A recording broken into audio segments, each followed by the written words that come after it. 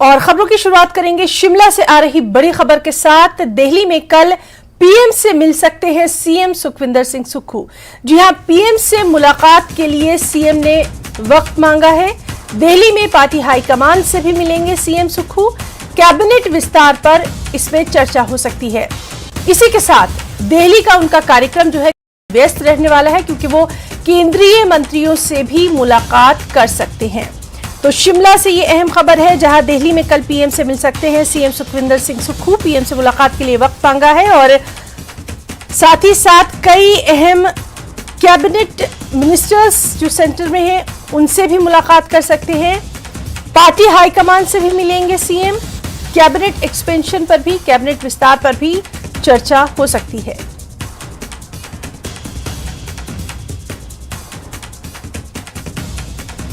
तो शिमला से बड़ी खबर, जहां दिल्ली में कल पीएम से मिल सकते हैं सीएम सुखविंदर सिंह सुक्खू। पीएम से मुलाकात के लिए वक्त उन्होंने मांगा है।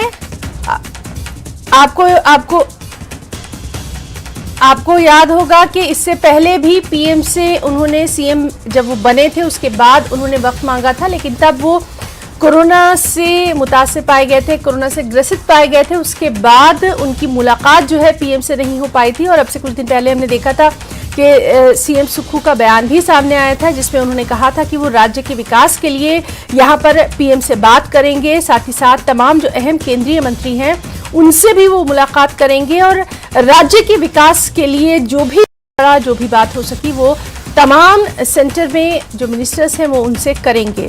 साथ ही साथ ये तो रही बेहद अहम मुलाकात की बात, पार्टी हाईकमान से भी सीएम मिलेंगे। और जिस तरह से लगातार ये बात होती रही है कि कैबिनेट का विस्तार हो सकता है, तो कैबिनेट विस्तार पर भी वो पार्टी हाईकमान से चर्चा कर सकते हैं। तो कल का जो उनका ये कार्यक्रम है, दिल्ली का जो दौरा है वो काफी व्यस्त रहने वाला है। पार्टी हाईकमान से भी मिलेंगे, साथ ही साथ पीएम से जो उनकी मुलाकात होगी इलेक्शन जीतने के बाद, ये काफी अहम मानी जा रही है। और जो तमाम अहम मंत्री हैं उनसे भी, केंद्रीय मंत्रियों से भी सीएम की मुलाकात संभव है। तो बेहद व्यस्त रहने वाला है उनका दिल्ली दौरा और इस पर लगातार हमारी नजर बनी हुई है। तमाम तरह अपडेट जो है वो हम आप तक पहुंचा रहे हैं। तो पीएम से मिल सकते हैं मुख्यमंत्री सुखविंदर सिंह सुक्खू। वक्त उन्होंने मांगा है पीएम से मुलाकात के लिए। इससे पहले चूंकि कोरोना से ग्रसित हो गए थे, उसकी वजह से उनकी मुलाकात जो है वो पीएम से नहीं हो पाई थी और अब एक बार फिर से उन्होंने वक्त मांगा है। साथ ही साथ अपनी पार्टी के हाईकमान से भी वो मिलेंगे सीएम सुक्खू और विस्तार पर चर्चा हो सकती है। लगातार हम देख रहे हैं कि वो राज्य के विकास की बात करते रहे हैं। उन्होंने साफ तौर पर कहा है कि राज्य के विकास के लिए वो पीएम और तमाम जो अहम केंद्रीय मंत्री हैं उनसे मुलाकात करेंगे, उनके सामने जो राज्य की स्थिति है वो रखेंगे और विकास के लिए जो भी बन पड़ा वो करेंगे। तो दिल्ली में कल पीएम नरेंद्र मोदी से मिल सकते हैं सीएम सुखविंदर सिंह सुक्खू। पीएम नरेंद्र मोदी से मुलाकात के लिए उन्होंने वक्त मांगा है। हमारे साथ इस वक्त मौजूद हैं हमारे सहयोगी राजेंद्र। कल पीएम से वक्त मांगा है, साथ ही साथ बेहद व्यस्त रहने वाला है सीएम सुखविंदर सिंह सुक्खू का ये दौरा, तफसीलात चाहेंगे। बहीना बिल्कुल, हम कह सकते हैं कि सीएम सुक्खू का ये दिल्ली का पहला बड़ा दौरा होगा जो सरकार के साथ, जिसमें सीधी बातचीत होगी, चाहे प्रधानमंत्री नरेंद्र मोदी से समय मांगने की बात हो या फिर कई कैबिनेट मंत्री जो केंद्रीय मंत्री है उनसे समय मांगने की बात हो।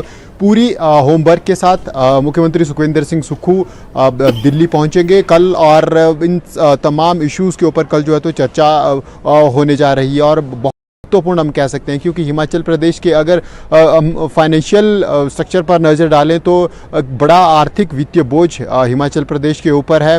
कर्ज हिमाचल प्रदेश के ऊपर बड़ी मात्रा में, और उसी सिलसिले में चाहे वो फिर अगर केंद्र से विभिन्न योजनाओं के तहत ग्रांट की बात हो या फिर जो केंद्रीय चाहे वो फंडिंग एजेंसीज हैं, चाहे वर्ल्ड बैंक है या फिर एडीबी है, इन तमाम जो डील्स इन फाइनेंशियल एजेंसीज के साथ होनी है, उनमें भी केंद्र की सहायता की ज़रूरत रहेगी। इसके अलावा जल शक्ति विभाग के जो केंद्रीय अधिकारी हैं, केंद्रीय मंत्री हैं, उनसे बात करने का चर्चा है, विषय है। इसके अलावा जो अन्य, चाहे वो नितिन गडकरी से मुलाकात हो सकती है, तो तमाम जो केंद्रीय मंत्री है उनसे मुलाकात कल होने वाली है। और हम कह सकते हैं कि मुख्यमंत्री सुखविंदर सिंह सुक्खू जो प्रदेश की आर्थिक स्थिति है उसको लेकर ज़रूर चर्चा कर सकते हैं। और समय मांगा गया है काफ़ी केंद्रीय मंत्रियों से और प्रधानमंत्री नरेंद्र मोदी से भी। अब कल किन किन नेताओं से मुलाकात होती है, क्या विषय रखते हैं, अब ये कल देखना होगा। लेकिन इसके अलावा जो संगठनात्मक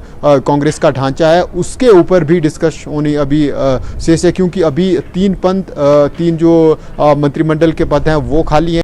अलावा चेयरमैन की बहुत से पद हैं वो रिक्त हैं। तो ऐसे में सामंजस्य बिठाने की कोशिश की जाएगी कांग्रेस की तरफ से। उसको लेकर भी जो हिमाचल प्रदेश के प्रभारी कांग्रेस के हैं राजीव शुक्ला, उनसे मुलाकात हो सकती है। कांग्रेस के जो राष्ट्रीय अध्यक्ष हैं उनसे मुलाकात हो सकती है। तो काफ़ी व्यस्त ये दौरा जो है तो वो मुख्यमंत्री सुखविंदर सिंह सुक्खू का रहने वाला है। और तमाम केंद्रीय नेताओं से मुलाकात करने की कोशिश करेंगे, कैबिनेट मंत्रियों से मुलाकात करने की कोशिश करेंगे। इसके अलावा प्रधानमंत्री नरेंद्र मोदी से भी मुलाकात करने की कोशिश करेंगे। और आर्थिक सहायता हिमाचल प्रदेश के लिए किस प्रकार जुटाई जा सकती है, विभिन्न योजनाओं को कैसे सिरे चढ़ाया जा सकता है, चाहे वो सड़क की हो या फिर टूरिज्म की बात हो या फिर इसके जल शक्ति विभाग का जैसा हमने जिक्र किया इसकी बात हो, तो तमाम जो योजनाएं हैं। इसके अलावा बहुत से केसेस FRA और FCA के हिमाचल प्रदेश में जो विकासात्मक योजनाएं हैं उनको लेकर फंसे हुए हैं, उनको लेकर भी जो केंद्रीय नेता हैं उनसे मुलाकात हो सकती है। तो बहुत ही अहम रहने वाला है CM सुक्खू का ये दिल्ली दौरा और इस पर लगातार हमारी नजर बनी हुई है। राजेंद्र, आप हमारे साथ बने रहिए। एक और बेहद अहम खबर आ रही है, उस पर भी हम आपसे अपडेट लेंगे। अपने दर्शकों को बता दें कि बीजेपी प्रदेश कार्य समिति की अहम बैठक फरवरी के पहले हफ्ते में होना है, ये संभावित है। प्रदेश अध्यक्ष के कार्यकाल विस्तार पर इस अहम बैठक में फैसला लिया जा सकता है। आपको बताएं कि प्रदेश अध्यक्ष के कार्यकाल विस्तार की संभावना है, प्रदेश कार्यकारिणी का विस्तार भी इस बैठक में संभव है। तो बीजेपी प्रदेश कार्य समिति की अहम बैठक फरवरी के पहले हफ्ते में संभावित हो सकती है और प्रदेश अध्यक्ष के कार्यकाल विस्तार पर इस बैठक में फैसला लिया जा सकता है। साथ ही साथ प्रदेश कार्यकारिणी के विस्तार पर भी इसमें अहम फैसला सामने आ सकता है। सीधे रुख करेंगे एक बार फिर से हमारे सहयोगी राजेंद्र शर्मा का। राजेंद्र, जिस तरह से लगातार हम देख रहे हैं कि बीजेपी प्रदेश कार्य समिति की अहम बैठक है और बेहद महत्वपूर्ण इस बैठक को माना जा रहा है। हिना, बिल्कुल हिमाचल प्रदेश में अब जो भाजपा की कार्यकारिणी है, प्रदेश की प्रदेश अध्यक्ष सहित उसका कार्यकाल पूरा होने वाला है। और ऐसे में भाजपा का जो ऑर्गेनाइजेशनल स्ट्रक्चर है उसको लेकर अब जो हलचलें हैं वो तेज हैं। केंद्र में राष्ट्रीय अध्यक्ष JP नड्डा को कार्यकारिणी का प्रदेश राष्ट्रीय अध्यक्ष के रूप में सेवा विस्तार मिला है। तो ऐसे में कार्यकाल विस्तार हिमाचल प्रदेश के जो भाजपा के अध्यक्ष हैं उनको मिलने की भी पूरी उम्मीद जताई जा रही है। ऐसी अटकलें लगाई जा रही है कि केंद्रीय अध्यक्ष को, अगर राष्ट्रीय अध्यक्ष को कार्यकाल विस्तार मिला है तो हिमाचल प्रदेश में भी अध्यक्ष को कार्यकाल विस्तार मिल सकता है। क्योंकि जो रवैया केंद्रीय नेताओं का हिमाचल प्रदेश को लेकर है उसको अगर पूरी स्थिति को समझे तो पूर्व मुख्यमंत्री जयराम ठाकुर को नेता प्रतिपक्ष के तौर पर नियुक्त किया गया। मतलब उसी लाइन को केंद्रीय नेतृत्व हिमाचल प्रदेश में आगे बढ़ाने की कोशिश कर रहा है। ये संकेत पूर्व मुख्यमंत्री जयराम ठाकुर के नेता प्रतिपक्ष के रूप में तैनाती से मिलते हैं, क्योंकि बहुत से ऐसे राज्य हैं जहां पर पूर्व मुख्यमंत्री को नेता प्रतिपक्ष नहीं बनाया गया। लेकिन हिमाचल प्रदेश में भाजपा ने रिवायत को तोड़ा। महाराष्ट्र की तर्ज पर हिमाचल प्रदेश में भी जब महाराष्ट्र में देवेंद्र फडणवीस को ये प्रभार सौंपा गया था, पूर्व मुख्यमंत्री थे और नेता प्रतिपक्ष उनको बनाया गया था, हालांकि अब वो सरकार में है। वैसे ही हिमाचल प्रदेश में भी जयराम ठाकुर पूर्व मुख्यमंत्री थे, भाजपा चुनाव हारी और अब उनको नेता प्रतिपक्ष बनाया गया। तो अब उम्मीद जताई जा रही है कि जो भाजपा के वर्तमान प्रदेश अध्यक्ष हैं सुरेश कश्यप, उनको ही जो है तो वो अगला लोकसभा चुनावों तक जिम्मेदारी सौंपी जा सकती है। सुरेश कश्यप अभी शिमला में है और ये उम्मीद लगाई जा रही है कि आज शाम तक नेता प्रतिपक्ष और पूर्व मुख्यमंत्री जयराम ठाकुर से वो मुलाकात करेंगे और फरवरी के सप्ताह तक प्रदेश कार्यसमिति की बैठक हो सकती है, क्योंकि भाजपा के संविधान के अनुसार राष्ट्रीय कार्यकारिणी की बैठक के निश्चित समय अंतराल के बाद 1 से 1.5 महीने के अंदर सभी प्रदेशों की कार्यसमितियों की बैठक होना जरूरी होती है। तो ऐसे में ये उम्मीद लगाई जा रही है कि फरवरी के पहले सप्ताह में ये बैठक हो सकती है। इसका एक और अगर हम पहलू कहें तो भाजपा के जो राष्ट्रीय अध्यक्ष हैं जेपी नड्डा, वो हिमाचल दौरे पर आ रहे हैं। 28 तारीख को उनके घर में कार्यक्रम है, समारोह है, उसमें वो शिरकत करेंगे और इसके बाद ये अटकलें लगाई जा रही है कि वो भाजपा के हिमाचल प्रदेश के आला नेताओं से मुलाकात कर सकते हैं, बैठक कर सकते हैं। और अगर वो थोड़े समय के लिए हिमाचल में हैं तो ये उम्मीद भी लगाई जा रही है कि हो सकता है कि वो राष्ट्रीय जो कार्यसमिति की बैठक है उसका स्वरूप भी तय करके जाए। तो ऐसे में संभावनाएं ये प्रबल है कि आज या कल ये डेट्स भाजपा फाइनल कर सकती है कि फरवरी के पहले सप्ताह में जो है तो भाजपा की प्रदेश कार्यसमिति की बैठक होगी और कार्यकारिणी को विस्तार दिया जा सकता है लोकसभा चुनावों को लेकर। हालांकि जब राष्ट्रीय अध्यक्ष जेपी नड्डा को कार्यकाल विस्तार नहीं मिला था, उससे पहले अटकलें लगाई जा रही थी कि किसी सांसद को या किसी विधायक को ये जो है तो वो प्रदेश अध्यक्ष हिमाचल प्रदेश भाजपा का बनाया जा सकता है। लेकिन जब जेपी नड्डा को राष्ट्रीय अध्यक्ष के रूप में विस्तार मिला और हिमाचल प्रदेश में पूर्व मुख्यमंत्री जयराम ठाकुर को प्रतिपक्ष बनाया गया, तो उसके बाद ये स्थिति लगभग स्पष्ट होती जा रही है कि सुरेश कश्यप को ही हिमाचल प्रदेश भाजपा का अध्यक्ष नजर बनी हुई है। आपसे अपडेट लेते रहेंगे। फिलहाल के लिए आपका बहुत बहुत शुक्रिया अदा करना चाहेंगे तमाम तर जानकारी। ब्रेक के बाद अपना हिमाचल एक और खबर से आपको रूबरू करवा दें। हिमाचल में सुक्खू सरकार ने फिर प्रशासनिक फेरबदल किया है और इस बार हुए प्रशासनिक फेरबदल में 3 IAS, 3 IPS और 7 HAS अधिकारियों का ट्रांसफर किया गया, जिसमें मोनिका भुटुंगरू की जगह शिमला के एसपी संजीव कुमार गांधी बनाए गए। साक्षी वर्मा कुल्लू की एसपी बनाई गई हैं। साथ ही पदोन्नति होकर डीआईजी बने हैं कुल्लू के एसपी गुरदेव चंद को TTR शिमला में नियुक्ति दी गई है। इस बड़े प्रशासनिक फेरबदल में IAS अधिकारी हरबंस सिंह ब्रिस्कोन विशेष सचिव लोक निर्माण होंगे। वहीं नीता नेगी को ADC मंडी, महेंद्रपाल गुज्जर को ADC ऊना बनाया गया है, जबकि सी पॉल रासू को सहकारिता विभाग के सचिव का अतिरिक्त कार्यभार सौंपा गया है।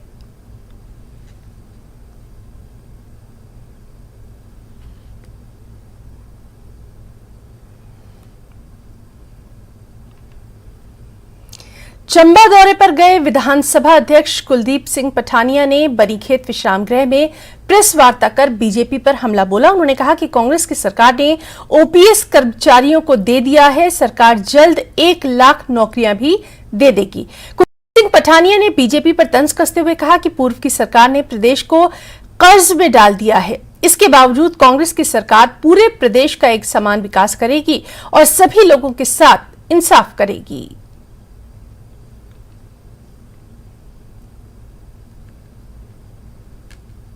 हमारे यहाँ चंबा ज़िला में विशेष रूप से जो हमारे स्वास्थ्य संस्थान हैं, शिक्षण संस्थान हैं, अन्य जो विभाग हैं, इसमें बहुत सारी पोस्ट खाली पड़ी हैं, वेकेंट पोजीशन है। और मेडिकल कॉलेज है चंबा, उसका बहुत बुरा है, वहाँ गायनोकोलॉजिस्ट नहीं है। जो टीचिंग स्टाफ है वो 50% नहीं है और जो इंफ्रास्ट्रक्चर वहाँ कॉलेज के रूप में बनना है उसमें बहुत सारे डिलेज़ हैं और सड़कों की भी दशा कोई ज़्यादा अच्छी नहीं है। पानी और बिजली में भी बहुत सुधार करने की आवश्यकता है। तो इस रिव्यू से मुझे जो जानकारी मिली है इसमें ऐसा लगता है कि पिछले 5 वर्षों में जो ध्यान विकास की तरफ जाना चाहिए था पिछली सरकार का और यहाँ के जो हमारे जनप्रतिनिधि रहे हैं उनका, और सरकार भारतीय जनता पार्टी की थी, तो उसमें विशेष जो योगदान था वो भारतीय जनता पार्टी के प्रतिनिधियों का है, सरकार का है, वो 0 के बराबर मुझे दिखा है। शिक्षा मंत्री रोहित ठाकुर ने प्राइमरी शिक्षा पर ASER की रिपोर्ट पर चिंता जताई है और कहा है कि आने वाले समय में सरकार शिक्षा की गुणवत्ता पर ध्यान देगी। इस दौरान शिक्षा मंत्री ने बीजेपी पर भी हमला बोला। शिक्षा मंत्री रोहित ठाकुर ने कहा कि पूर्व की बीजेपी सरकार ने 300 से अधिक शिक्षण संस्थान खोल दिए, उन्होंने क्वालिटी की बजाय क्वांटिटी पर ही ध्यान दिया।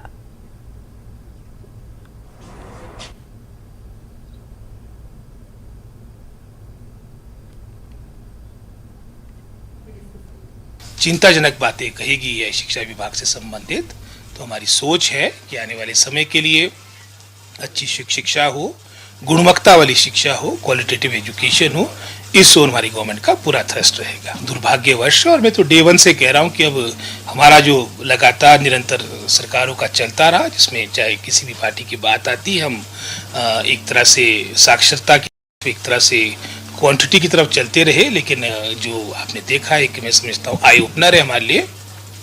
लेकिन निश्चित रूप से हमारा विभाग इसमें कार्य करेगा और आने वाले समय में आपको जरूर इसमें अंतर देखने को मिलेगा। शिक्षा विभाग की बात करें, हम एक सैचुरेटिंग पॉइंट पे आ चुके हैं। जो इस तरह के रिजल्ट्स आ रहे, जिसका हमने उदाहरण आपके सामने जो असर की रिपोर्ट आई है, उसका कारण ये भी है कि जो फोकस हमारा, मैं समझता हूँ एक तरह से बच्चे को बेस्ट एजुकेशन देने का होना चाहिए, कहीं ना कहीं ये सब बातें मैं समझता हूँ नीड बेस्ड ना होकर ऐसे ही हम इन संस्थानों को खोल रहे हैं। और आज आवश्यकता है कि इन संस्थानों को, अपने विभाग को हम कंसोलिडेट करें और बच्चों को अच्छी शिक्षा प्राप्त हो। और जैसे मैंने पहले कहा, ये सारी बातें अब एक सैचुरेटिंग पॉइंट पे आ चुकी है। इसके ना पॉलिटिकली आपको फायदे मिलने, उसका कारण यही है कि अगर ये संस्थान जैसे खोले गए थे, आपके 900 से ऊपर थे, 300 से ऊपर थे, शिक्षा विभाग के थे, उस हिसाब से बीजेपी की सरकार रिपीट होनी चाहिए थी। सरकार में इसमें तब रिपीट होगी जब हमारी गवर्नेंस अच्छी होगी, बच्चों को अच्छी शिक्षा मिलेगी, हमारे अन्य, चाहे वो स्वास्थ्य क्षेत्र की बात हो, अन्य जितनी मूलभूत आवश्यकता, अगर उसमें आपको इम्प्रूवमेंट देखने को मिलेगी तो निश्चित रूप में सरकार भी रिपीट होगी। और हमारा पूरा प्रयास रहेगा कि शिक्षा विभाग में निश्चित रूप में आपको परिवर्तन देखने को मिले। और ASER की रिपोर्ट में क्या है, ये आइए जान लेते हैं। Annual status of education report के मुताबिक हिमाचल प्रदेश के प्राइमरी स्कूल में पढ़ने वाले ज्यादातर छात्र अपने से नीचे की क्लास के किताब तक नहीं पढ़ पाते। छात्रों की रीडिंग एबिलिटी पहले 47.4% थी, जो अब 23% हो गई है। 2022 की रिपोर्ट के अनुसार रीडिंग एबिलिटी यानी पढ़ने की क्षमता के मामले में ये गिरावट यहां देश में सबसे ज्यादा है। रिपोर्ट के अनुसार हिमाचल के स्कूलों में 5वीं क्लास में पढ़ने वाले 61.3% छात्र दूसरी क्लास की किताब नहीं पढ़ पाते। तीसरी क्लास के 28% छात्र ही सेकंड क्लास की किताबें पढ़ पाते हैं। बच्चों का गणित यानी मैथ्स भी बहुत खराब है। सरकारी स्कूलों में पढ़ने वाले सिर्फ 31.3% छात्र ही घटाव यानी सब्सट्रैक्शन के सवाल सॉल्व कर पाते हैं।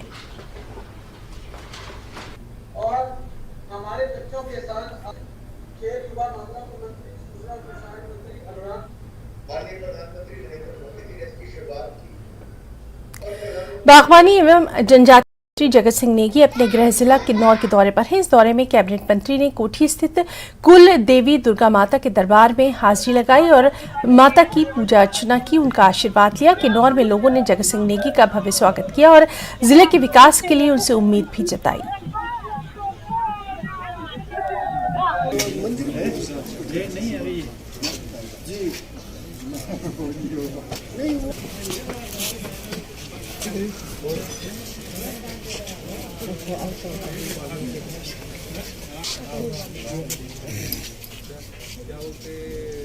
श्री जगत सिंह नेगी जी को कैबिनेट मंत्री का दर्जा मिला है और वो भी राजस्व, बागवानी और जनजातीय विकास, ये इससे हमारे किन्नौर को इतनी उम्मीदें हैं, क्योंकि जो है पिछले 5 साल में जो है हमारे किन्नौर के क्षेत्र में जो है हम लोग बहुत पिछड़ गए और उसमें खासकर हमारे नौतोड़ FRA का पर कोई सुनवाई नहीं हुई गई और दूसरे भी जितने भी विकास कार्य थे बहुत लंबित थे। तो आज पूरा किन्नौर को हमारे श्री जगत सिंह नेगी जी से इस मंत्री पद पे मिलने के बाद पूरा उम्मीद है कि वो किन्नौर में आगामी 5 साल में विकास के उच्च शिखर पर पहुंचाकर किन्नौर का जो है पूरे देश में जो है नंबर 1 अपनाने की पूरा प्रयत्न करेंगे। और पूरे किन्नौर को विश्वास भी है कि ये जगत सिंह नेगी एक विकास पुरुष है और इनका विकास ही नाम दूसरा है। और कुल्लू से इस वक्त की बड़ी खबर आपको दे दें, कूड़े में मिला नवजात बच्ची का शव को कब्जे में लेकर जांच में जुट गई है पुलिस। क्षेत्रीय अस्पताल में इस नवजात बच्ची के शव का पोस्टमार्टम किया जा रहा है। तो एक अफसोसनाक खबर कुल्लू से दे दें, जहां कूड़े में मिला नवजात बच्ची का शव। इस शव को कब्जे में लेकर अब तफ्तीश में जुट गई है पुलिस। साथ ही क्षेत्रीय अस्पताल में नवजात बच्ची के शव का पोस्टमार्टम किया जा रहा है।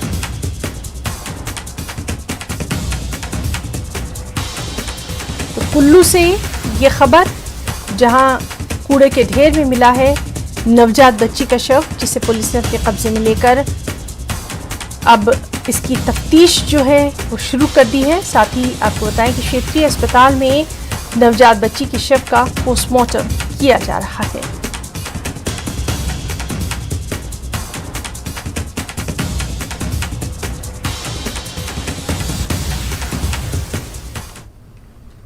नालागढ़ की ग्राम पंचायत नवागांव में वार्ड पंच ने पंचायत के प्रधान, सचिव और वार्ड पंचों के खिलाफ बीडीओ में शिकायत दर्ज करवाई है। शिकायत में वार्ड पंच ने कहा कि दूसरे महिला वार्ड पंचों की जगह उनके पति न सिर्फ बैठकों में हिस्सा लेते हैं बल्कि पत्नी की जगह पर हस्ताक्षर यानी सिग्नेचर्स भी करते हैं।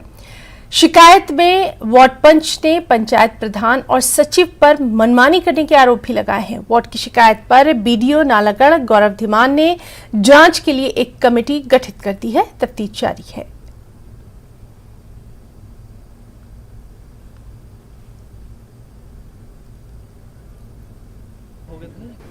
ਜਿਹੜਾ ਜਿਹਦਾ ਕੰਮ ਹੈ ਉਹੀ ਆਪਣਾ ਕੰਮ ਕਰਦਾ। ਜਿਹੜਾ ਮੈਡਮ ਦਾ ਕੰਮ ਹੈ ਉਹ ਮੈਡਮ ਨੇ ਕਰਨਾ, ਜਿਹੜਾ ਮੇਰਾ ਕੰਮ ਹੈ ਮੈਂ ਕਰਨਾ।